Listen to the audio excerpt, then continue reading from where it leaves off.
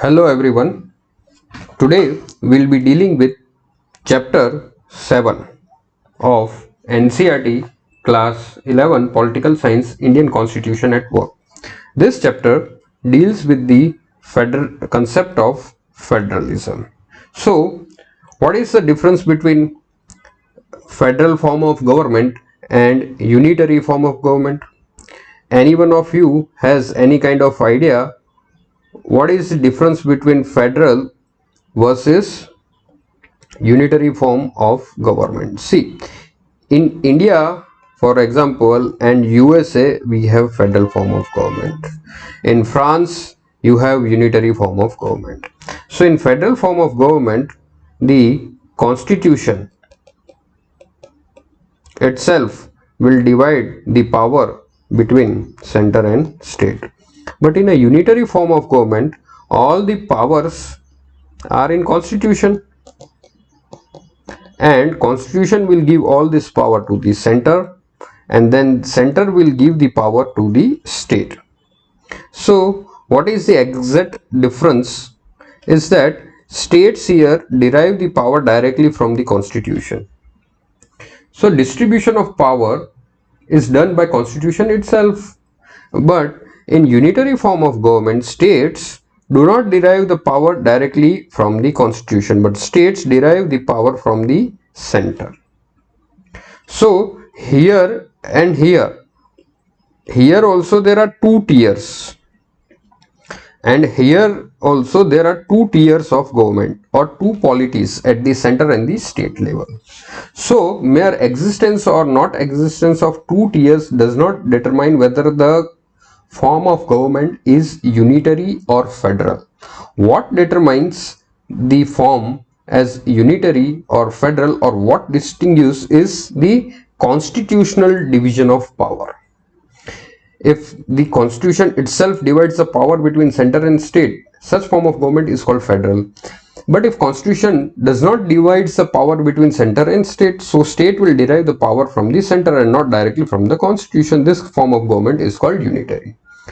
So this is the basic concept of federalism.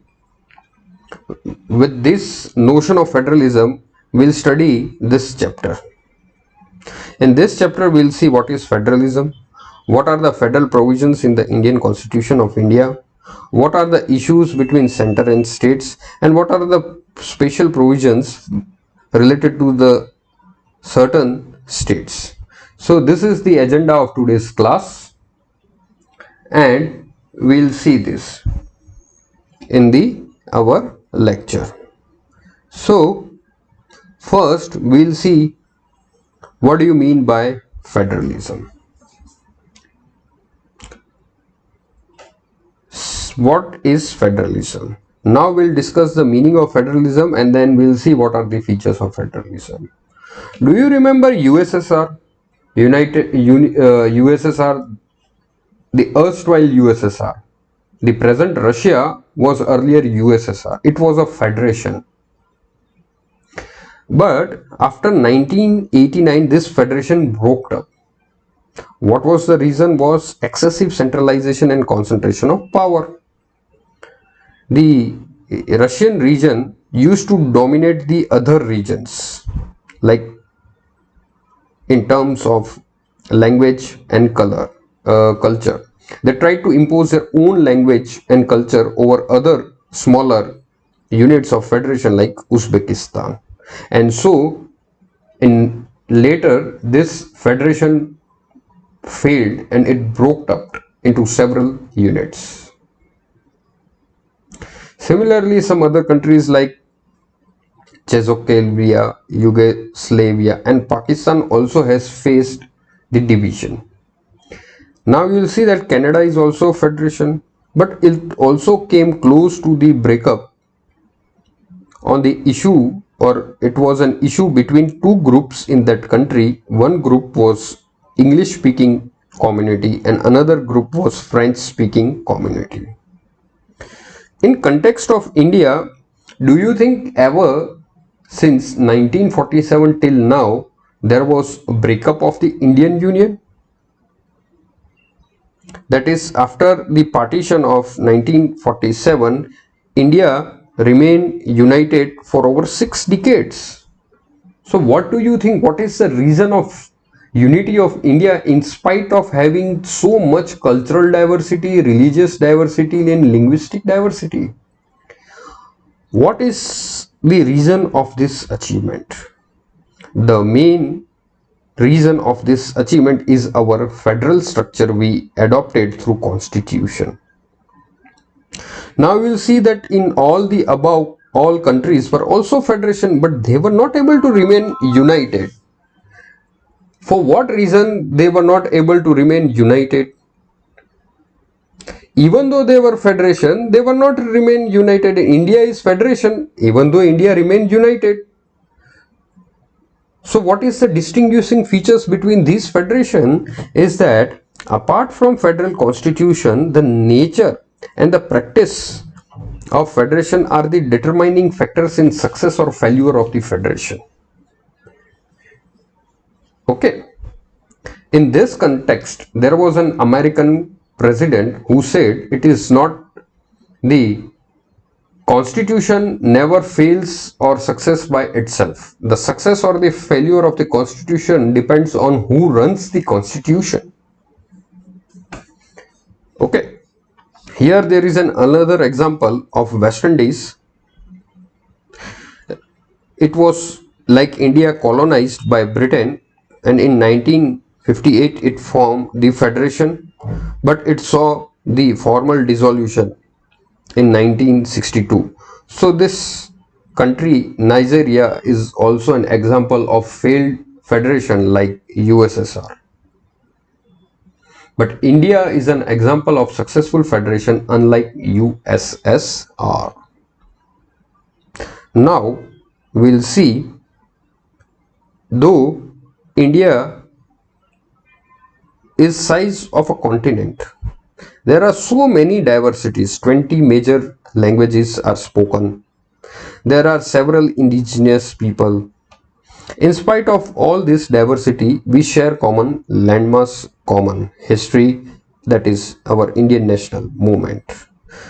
So our national leaders visualized that in this kind of diversity or unity in diversity, only federal structure is able to provide unity in diversity. So federalism does not consist of fixed set of principles which are applied to different historical circumstances. Federalism as a principle of government has evolved differently in different situations. American federalism was the first federation in the world, but this American federalism is quite different from the German federalism and Indian federalism. So history and polity of a country will determine the nature and practice of federalism, which is different from country to country. So what are the different features, or what are the exact federal features of the constitution? We'll see now. First, we'll see that federalism involves always two set of polities. So there is a government at the national level and regional level. In India, you will see there is a central government and the state government. Both are autonomous and work in their own sphere. The federal countries like India have, even though it is federal and two set of polities, we have single citizenship, unlike America, where there are two set of polities and two set of citizenship. One is national citizenship, one is the citizenship of the state. But in India, we have two set of polities but single citizenship. The another feature of Indian federalism is two set of identities. One of the center, that is the Indian identity, and another is the regional identity. For example, Gujarat, people residing in Gujarat will be called as Gujaratis, people residing in the Jharkhand will be called as Jharkhandis, and there is a national identity which is the Indian identity. So each level of polity will have a distinct identity. Each level of polity will have distinct power and responsibilities which will be separate from the central government. So this is the second feature of our federalism. Now we'll move towards the third feature, that we have written constitution. So this dual system of government is clearly spelled out in our constitution, which is written. Constitution of India is supreme. Constitution is the source of power of both these sets of government. At the beginning of this chapter, we have seen that the federalism and unitary, the difference is the constitutional division of power. So see here, in India we have written constitution, and this constitution itself is the source of power for both the sets of government, that is the central government and the state government, and the state government will derive the power directly from the written constitution. Now you will see that what subjects are with the central government and what subjects are with the state government. So subjects which are of national importance like defense, currency comes under the purview of union or central government. Now we'll see what are the subjects with the regional government or the local government. So they will have matters which are of regional importance, for example police, agriculture. So these are the subjects which comes under the purview of the state government. Now the fourth feature of our federalism is independent judiciary, which is very much necessary to resolve the conflict which will arise between center and states. So judiciary will always resolve these disputes which will be between center and state. Now we will see in the actual working of the federation that the actual working of federation is determined by the party politics, culture, ideology and history of the country. So a culture of trust, cooperation, mutual respect and restraints helps the federation to perform smoothly. In a federation, if any single unit, state, linguistic group or ideology will dominate the entire federation, then there will be resentment among the people and its units. So this situation could lead to secessionist tendencies.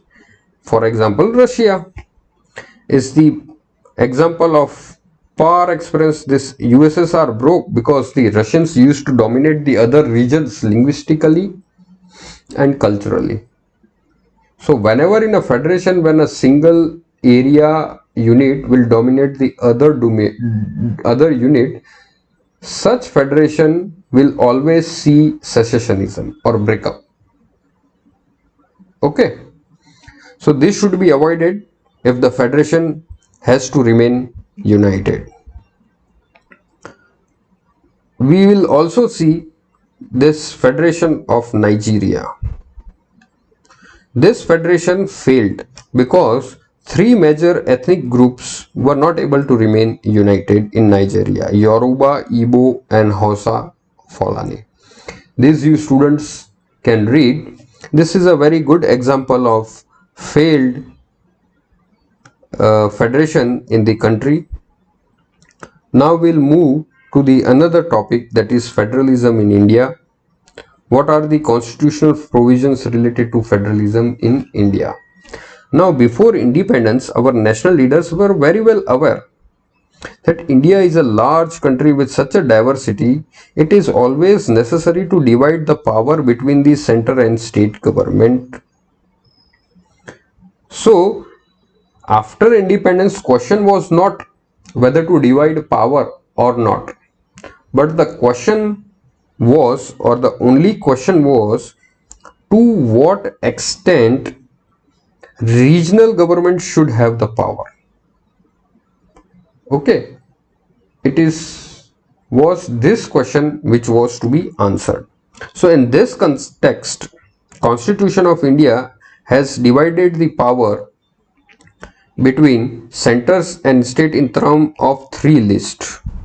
This we'll see ahead, and it is mentioned in the 7th schedule. Now first we'll see how Constitution of India is establishing the federation. So do you know that Constitution of India establishes federation, but the term Federation has not been mentioned anywhere in the constitution. If someone asks you which article of the Constitution of India establishes federal form of government, then it is Article 1. Article 1 establishes federal form of government, but Article 1 does not uses or mentions the term federation. How? We'll see that. According to Article 1, Clause 1, it says, India, that is Bharat, shall be union of states. It does not uses the term federation of states. So Article 1 does not says that India is a federation of states. Yet, this Article 1 establishes federation. So for what reason union of states has been used and not the federation of states? Because according to B.R. Ambedkar, the chairman of the drafting committee, the term union has been used for two reasons. First, here the center has created states, unlike USA where states have created the center. And second reason is that in India, union is indestructible, but states are destructible. While in USA, states have right to secede. So, Indian Union is an indestructible union of destructible states, while American Union is a union of indestructible union of indestructible states, while Indian Union is a union of indestructible union of destructible states. This we will see ahead, that states existence and territorial boundaries is not guaranteed by the constitution and center. Center can any time can destroy any state, create new state, alter the boundary of any state, alter the name of any state. So the term union has been used instead of the term federation. It is for this reason our federation is different from the American federation, and so the term union has been used instead of the term federation. Now we'll see the division of power. In a federation, there are always two sets of government. One government is for entire nation. This is called union government or central government. And one government will be for the unit of the federation or the state of the federation. It is called state government. Both the sets of government has constitutional status and identified area of activity. If there is any dispute between these two organs, then the judiciary will resolve the issue, but on the basis of constitutional provisions. And the constitution has clearly demarcated the subjects for union and state government. So powers are distributed, but in this distribution of powers there is a significant feature in terms of India, is that central government has been given more economic and financial powers, while state government has been given less economic and financial powers. So from the perspective of states, states have meager revenues but more responsibilities. So this mismatch is conscious. Why it is conscious? So that states will always remain dependent in terms of finance on the center to fulfill their responsibilities, and this will keep India united and prevent the federation from a breakup. Okay. So this is one of the significant feature of the union of India, now we'll see that the division of power, what subjects are in which list. I request all you students to go through this list very carefully, read each and every word carefully. Now, Constitution of India will divide the power between union and state in terms of list. So the subjects mentioned in the union list, on this subject, central government will have power to make law and implement the law. Subjects mentioned in the state list, state government will have the power to make law and implement the law. But on the subjects mentioned in the concurrent lists, both center and state can make the law. But in case of conflict, central law will prevail over the state law. And subjects which are mentioned neither in of the above list are included in the residuary list. For example, cyber laws. So on this subject, union government will have power to make law and implement the law. Now we'll see the important subjects in the union list. These are defense, atomic, foreign affairs, banking, railways, post, telegraph, airways, ports, foreign trade, currency and coinage. While subjects in the state list are agriculture, police, prison, local government, land, liquor and state public services. You will see that education and forest are in the concurrent list over which both the governments can make law, but in case of conflict, central law will prevail over the state law. Over the cyber law, only central government can make law because it is in the residuary list. So this is how the Constitution of India will divide the power between state government and center, and by dividing this power, the Constitution of India is establishing the federal system in India. This kind of division is in 7th schedule of the Constitution of India. Every student should read this properly. Now we'll begin with another topic.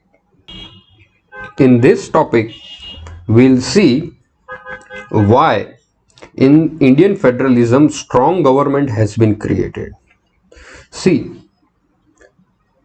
you will find federalism in India and in USA. But in India, center government is more powerful than state government. But in USA, state government is more powerful than central government. Why this kind of situation is in India, we'll see now. And this is done by Constitution. It is Constitution itself has created, the Constitution of India itself has created the strong central government. For what reason, we'll see now. See, India is the size of a continent. There are lots of diversities and social problems. So, constitutional framers believe that we require federal structure to accommodate diversities. This was the first reason. To accommodate diversities, we created federal government and then gave more powers to the central government. Okay. Then what we saw that a strong central government will prevent disintegration and it will be able to bring the necessary or the desired political and social changes. So more powers were given to the central government. Also, it was necessary for the center that such powers, because India at the time of independence was not only divided into provinces created by the British, but there were around 500 princely states which required to be integrated into the existing states and new states has to be created. It is for all these reasons the Constitution of India, it is for all these reasons Constitution of India gave central government more powers to the center, more powers than the states. Okay. So now we'll see that India as a country had many socio-economic problems, a lot of poverty, literacy, inequality of wealth. In order to solve these socio-economic problems, we required planning and coordination. This planning and coordination is possible when there is unity, and this unity can be continued if there is strong central government. Now, how Constitution of India gives more power to the center and creates strong central government, we'll see these provisions. Okay, what are the provisions in the Constitution of India that not only creates a federal but a strong central government? So these are all the provisions which creates not only a federal form of polity but a federal polity with a strong central government. First reason is that the existence of state and territorial integrity is not guaranteed by Constitution of India as in the case of United States of America. Any time Parliament can abolish any state, can reduce the territory of any states. States have no right of continued existence and territorial integrity under the Constitution of India. It completely depends on the parliament or the central government. So, parliament can form any new state by separation of territory from any state or unite two or more states. Parliament can alter the boundary of any state and change its any name. Only safeguard which Constitution provides is that the state legislature can give only its view. Its view will neither be binding or have any effect, and all these powers are given to the parliament under Article 3 of the Constitution. Please read it, Article 3, you will understand this. And this is how it creates powerful central government vis-a-vis state government. Another provision which makes central government more strong is the provisions of emergency. Whenever the emergency provisions are there, our federal polity will become highly centralized.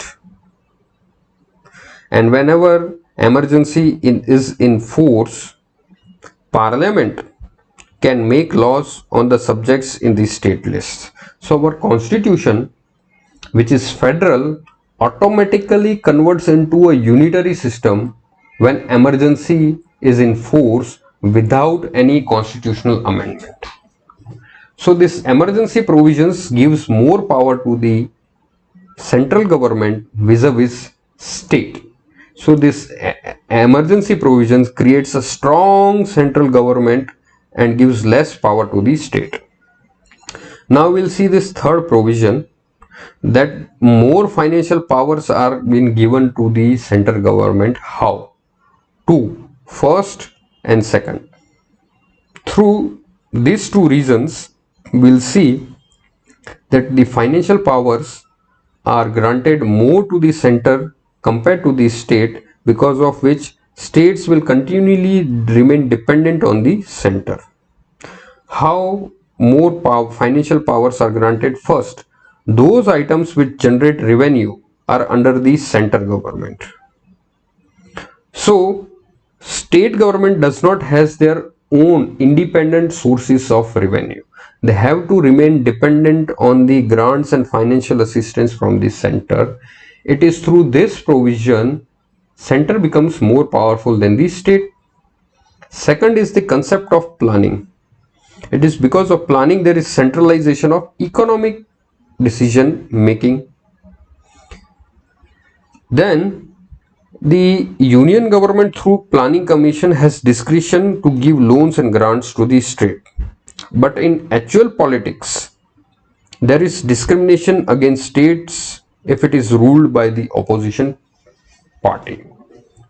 So the ruling party will give less grants and loans to the state if it is ruled by the opposition party. This this kind of discrimination has been observed in the actual running of the politics of the country.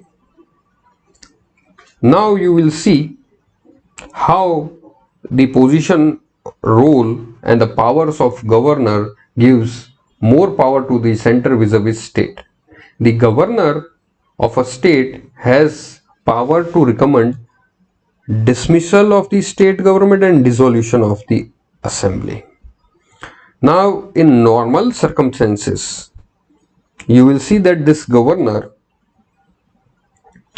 has power to reserve the bill which is duly passed by the state legislature for the assent of the president. So here the central government has the opportunity to delay the state legislature and examine all the bills through the power of veto. So here you have seen it is through governor and plus the powers of governor bill. These two things make central government more powerful compared to the state. What are the other factors which make central government more powerful is that there may be situation which demand the central government to legislate on the state list. This can be done if it is ratified by the Rajya Sabha. Secondly, the constitution clearly states that the executive powers of the center are superior than the executive power of state. This you will see how the executive powers of the center are superior to the state through this article. Also, center government can choose to give instructions to the state government. This you will see in this article how instructions can be given by the central government to the state government here. So if you will read article 257, article 257 says that the executive power of every state shall be so exercised as not to impede or prejudice the exercise of the executive power of the union. This article gives or says that the executive power of the center is superior to the executive power of the state. This is how central government has been given more power compared to the state government. Then the very article will also says that the union government, the executive power of the union government shall extend to giving of such directions to the state as may appear to the government of India to be necessary for that purpose. So according to this article, central government can give directions to the state, and this makes central government more powerful vis-a-vis state. Now we'll see sixth provision which makes central government more powerful is the integrated administrative system. You have state services, central services and all India services. Now all India services is common to the both center and state. Officers chosen under the all India services will serve in the administrations of the state government. So IAS will become the collector and IPS will become the commissioner of police. But they are under the control of state government even when they are working under the state government. State governments will have very less powers in case of disciplinary action, and state government cannot remove these officers from this service. So it is because of this kind of integrated administrative system, central government will have more power compared to the state government in Indian federal system. So this was the sixth reason how central government has more power compared to state government. Now we'll see this seventh reason, that article 334. According to this article, there can be a martial law, okay, which gives more power to the center and state. For example, there is Armed Forces Special Power Act. This act has created tensions between the people of the state and the armed forces. So this kind of powers has given the center more power compared to state. After having seen how Constitution of India has created the central government more powerful. So till here we have seen how central government is more powerful than the state government in Indian federal system. Now we'll see the conflicts in the Indian federal system. Conflicts in the Indian federal system. We have seen earlier that the Constitution of India has given more power to the center. Constitution of India has also created the separate identity of the region, and in spite of creating separate identity for the region, Constitution of India gives more power for the center. So it is natural that the state will demand greater role and powers. This leads to conflict between center and state. This leads to various demands from the state, and this leads to tension and conflict between center and state.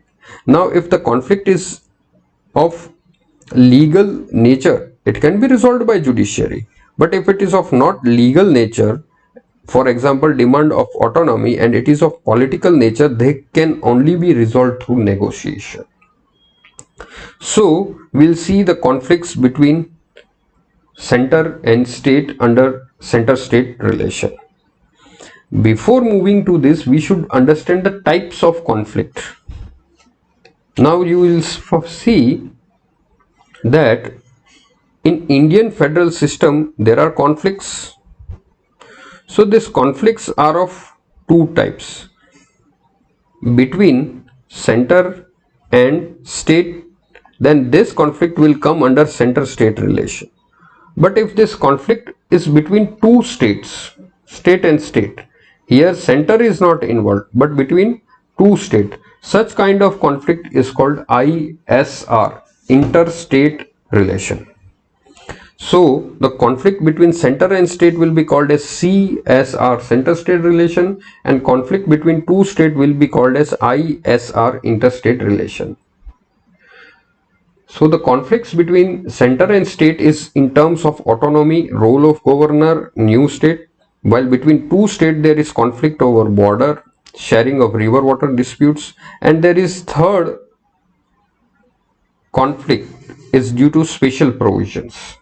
So in Indian federal system, first you will see center and state relation, second you will see ISR, and third you will see special provisions. So all these things now we'll be dealing. So first we'll see with the center state relation. You will see that the Constitution of India is only a skeleton. The flesh and the blood in this skeleton is actually provided by the actual working of the politics.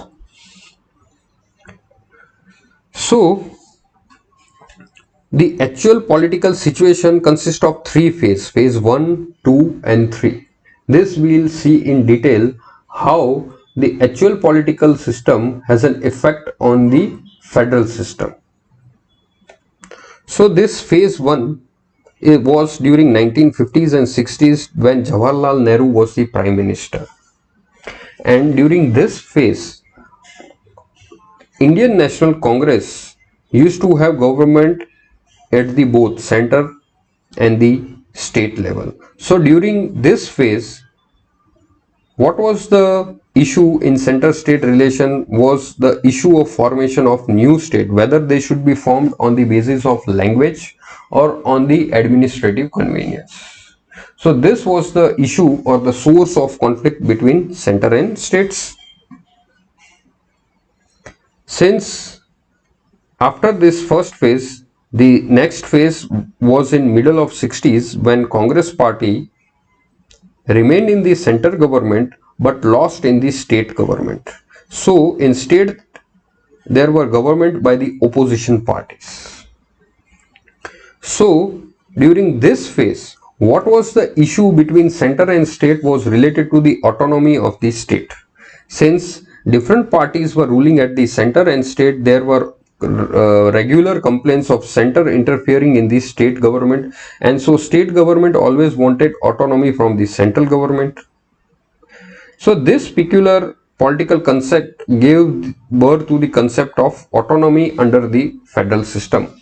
So this was the second phase of Indian federal system, which gave or created the issue of autonomy, and this issue was between center and state, not between two states.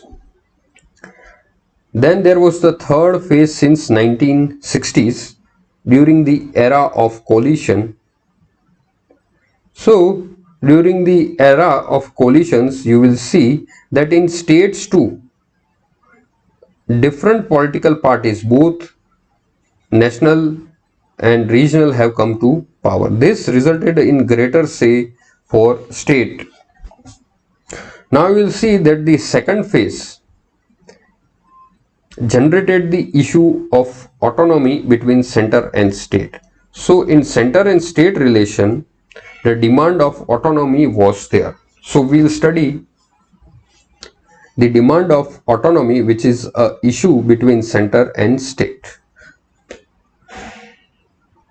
Here, when any state is demanding autonomy, it is demanding these four powers. Whenever any state is demanding autonomy from the central government, it will mean these four types of powers. We will study these four powers. So, first demand of autonomy is related to the division of power. States are demanding that the division of power should be changed in the favor of states, and more important powers should be assigned to states. This kind of demands can be seen from Tamil Nadu, Punjab and West Bengal, DMK, Tamil Nadu, Akali Dal, Punjab and CPIM, West Bengal. They have always demanded that the important powers should be transferred from the union list to the state list so as to provide more autonomy to the state and reduce the interference of the central government in the state government. This kind of demands came from three states: Tamil Nadu by DMK, Dravida Munnetra Kazhagam, Punjab, Akali Dal and CPIM Left Party from West Bengal. Then you will see the financial autonomy, demand for financial autonomy. In 1977, the Left Front government of the West Bengal bought a document demanding restructuring the center-state relation. Similarly, demand for a financial autonomy came from Tamil Nadu and Punjab. Then third kind of autonomy was demanded in administrative powers. Then the fourth demand was related to cultural and linguistic issues, when we have seen that Tamil Nadu has regularly rejected or opposed the domination of Hindi. Punjab has always wanted to advance the Punjabi language and culture. So, states have always rejected the domination of Hindi speaking areas, and this has created the north versus south divide. So this, what we have seen, that these are the four different types of autonomy demanded by the state government from the central government, and this is one of the issue between center and state, and this issue comes under center-state relation, not under ISR, interstate relation. Okay, clear? Now we'll move to the another issue between center and state, or under CSR, is the role of governor and president. This we'll see in detail now. The role of governor.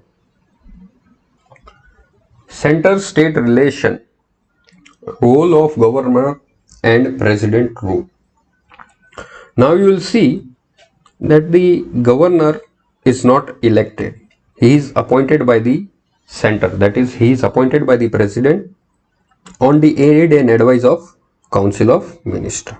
Since governor is the agent of center, The office of governor is often viewed by the state as an interference in the functioning of the state government. This is more so clear when different political parties are there in the center and state. So the party ruling the state will view governor as an agent of the party ruling in the center, and this is the source of controversy. So related to this, Sarkaria Commission was appointed by the central government in 1983, which submitted the report in 1988, and this Sarkaria Commission had studied in detail the center-state relation and came out with the recommendation related to governor.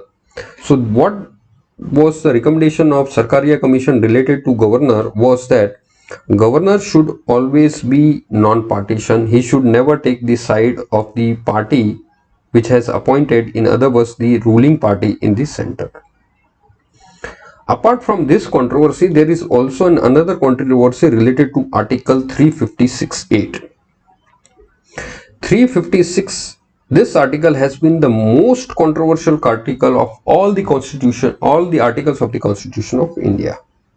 According to this article, whenever a situation has arisen in which government of state cannot be carried on in accordance with the provisions of the Constitution, then there can be imposition of president's rule. In such a situation, state government will be taken over by the union government. Presidential proclamation will be later ratified by the parliament. This president rule can be extended till 3 years. So, Article 356 is the most controversial of all the articles of the Constitution of India. Also, governor has the power to dismiss the state government. Governor has the power to suspend or dissolve the state assembly. This power of governor has been the source of conflict between center and state government, and in many cases, governor using this power has dismissed the state government even though state government was enjoying the majority in state legislature. This happened in Kerala in 1959. Also in 1969, without testing the majority whether the state government is having in the state legislature, the state governments were dismissed in 1967. Even when this kind of cases happened, some cases has gone to Supreme Court, and Supreme Court has ruled the constitutional validity of the decision to impose president rule can be examined by the judiciary. So there has been a blatant misuse of Article 356 by the political party in the center in order to take revenge to the political party in the state. Now you will see that this Article 356 was sparingly used till 1967 because only one party, Congress party, used to rule in the center and state. But after 1967, the Congress government lost elections in many states, and in many states you will find non-Congress government coming to power, and with this the misuse of Article 356 increase by dismissing the state government, or this article was used to prevent the majority party or the coalition for forming the government. This kind of things happened in Andhra Pradesh, Jammu and Kashmir in 1980s. So this was all about Article 356(8), 356, role of governor and role of president in center-state relation. Now we'll see another issue in the center-state relation is the demand for the new state. During the national movement, a pan-India identity was created, that is Indian identity. But at the same time, national movement had generated distinct identity based on language and culture. So, although national movement was for democracy, but in course of time, national movement created many sub-identities. This ultimately led to the demand for the creation of new states on those particular identities. This we'll see in detail. Okay, here you will see that because of this kind of demand in 1953 State Reorganization Commission was set up. This commission recommended the creation of linguistic state for major linguistic state. So in 1956 reorganization of states took place. Later in 1960 you will see the division of the Bombay state on the basis of language. Gujarati speaking area became Gujarat and Marathi speaking area became Maharashtra. In 1966 erstwhile Punjab was bifurcated into two states on the basis of language. Punjabi speaking area became Punjab and Hindi speaking area became Haryana. Similarly, demand of new state has been from the northeast state, and new states were created like Manipur, Tripura, Meghalaya, Mizoram, Arunachal Pradesh. So these all are the demands. Then recently you will see that in 2000 larger states were divided into smaller states for administrative efficiency but not on the basis of language. Madhya Pradesh, UP and Bihar were divided to create smaller three new states: Chhattisgarh, Uttarakhand and Jharkhand. Still, this kind of demand of creating new states is there from Vidarbha, Maharashtra and other regions of the area. So, till now we have studied issues between center and states under the title CSR, Center State Relation. Now we'll see the issues between states, which is called as interstate relation. Before moving to the interstate conflict, we will have clear conceptual clarity on CSR and ISR. See, conflicts are always of two types, or here the conflict is of two types.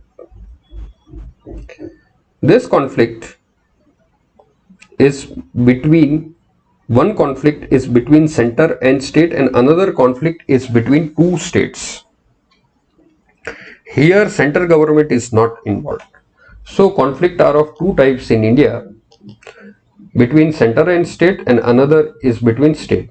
So whenever the conflict is between center and state, it comes under center state relation. And whenever there is conflict between two states, it is called as interstate relation. So what are the issues in center state relation and what are the issues in interstate relation? So we have seen the issues between center and state or under center state relation were related to autonomy, finance and role of government. Now we'll see the issues between state in terms of border and sharing of river water.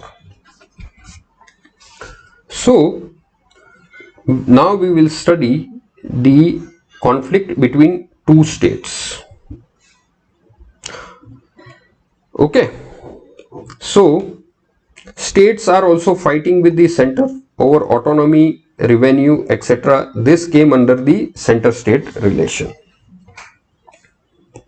This came under the center state relation. Now there are disputes between states which are called interstate relation or among two or more states. If the issue between two states is of legal nature, then judiciary will resolve that dispute. But what if disputes are not of legal nature and they have political implications? They can be resolved only through negotiations. So now we'll see this kind of issues. So broadly, there are two types of disputes between two states. One is border dispute and second is river water dispute. So border dispute, you can have the example of Maharashtra and Karnataka or the Belgaum region. Generally, states in India are on the basis of language. So language will define the boundary of the states. But often you will see the border population will speak both language or more than one language. So how to demarcate the border? This creates dispute because you cannot delineate the boundary in the border areas on the basis of language. So this kind of dispute is between Maharashtra and Karnataka over Belgaum, because Belgaum is on the border of Maharashtra and Karnataka, and in Belgaum you will see the population speaking Marathi and Kannada both. Similar dispute is between Manipur and Nagaland. Similar dispute was between Haryana and Punjab, and this border dispute later also gave rise to the capital city of Chandigarh. Who will or which state will have Chandigarh at its capital? So this is the interstate dispute or interstate relation, and we have seen these three examples. Another dispute between states is related to the river water. Now, river water is very much important because it is used for drinking and agriculture. So, it affects the economy of a particular state. So, there is a dispute in India related to the sharing of the water of the river Kaveri. This dispute is between Karnataka and Tamil Nadu. Similar dispute is over the sharing of water of river Narmada. Here, states involved are Gujarat, Madhya Pradesh, and Maharashtra. So, this is all about the river water disputes. Now, we'll see the special provisions which are related to the different states. So, you will see the one of the extraordinary feature of the Indian federal system is some states will have differential treatment due to the size of the population, etc., etc., etc. Now, in case of division of power is common to all states, but some states will have special provision. For example, Northeast under Article 371, hilly states like Himachal Pradesh, states like Arunachal Pradesh, Goa, Sikkim, Telangana, etc.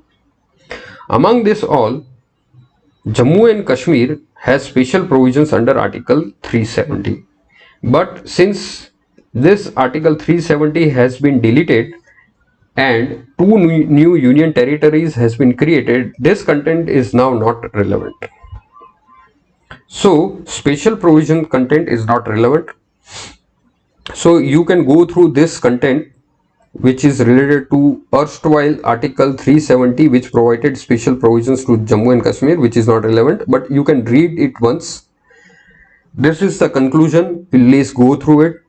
These are the exercises which you should do, and after solving this exercise, if you have any doubt, you can contact me. So here we are ending with the chapter on federalism. Thank you. Have a nice day.